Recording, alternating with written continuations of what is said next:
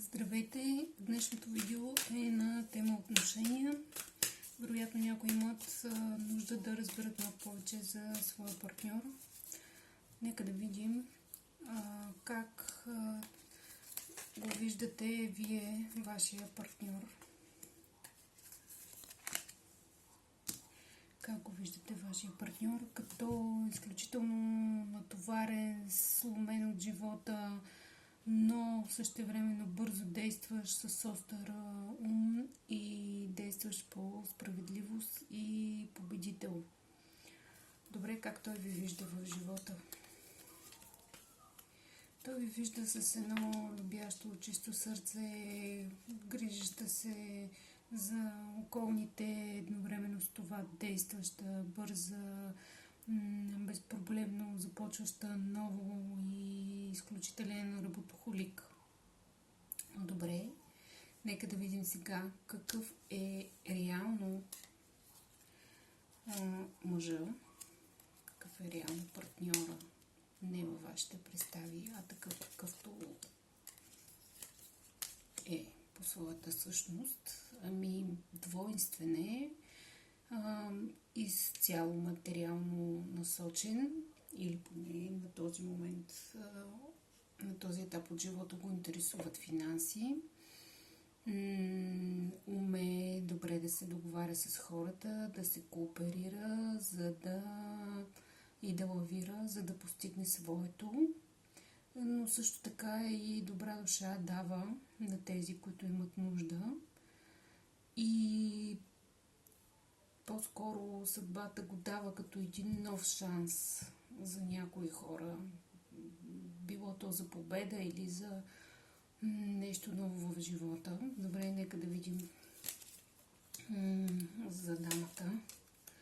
Каква е тя реално?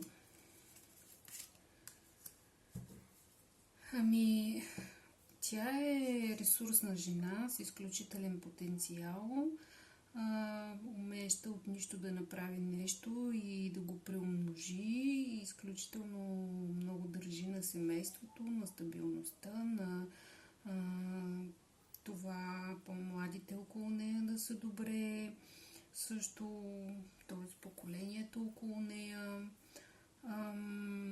Даваща е от нови възможности, но същевременно и много разочарована от живота и от това, което е преживяла.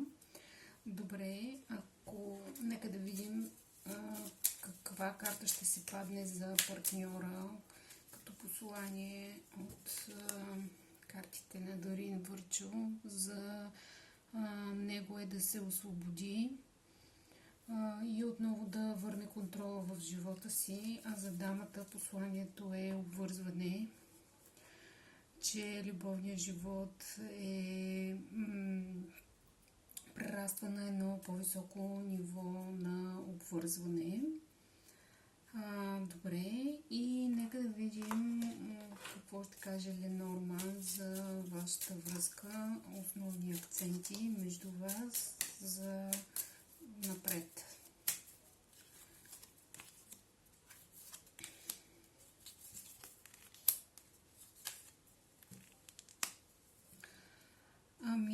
Хубава новина ще дойде, въпреки сплетните на цялото обкръжение около вас и всички завистници и ненавистници. Нещо хубаво ви очаква. Нека да видим в какъв аспект е това хубаво. За някой може да се проиграе детенце, за други може да и щастливо преместване след негативното, което сте преживяли.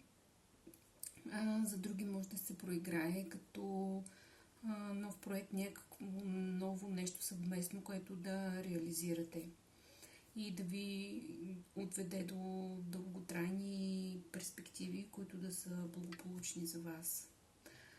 Това е, приятели. Надявам се да ви е харесало, макар и кратичко, но все пак даващо представа един за друг кой какъв е и какви са насоките.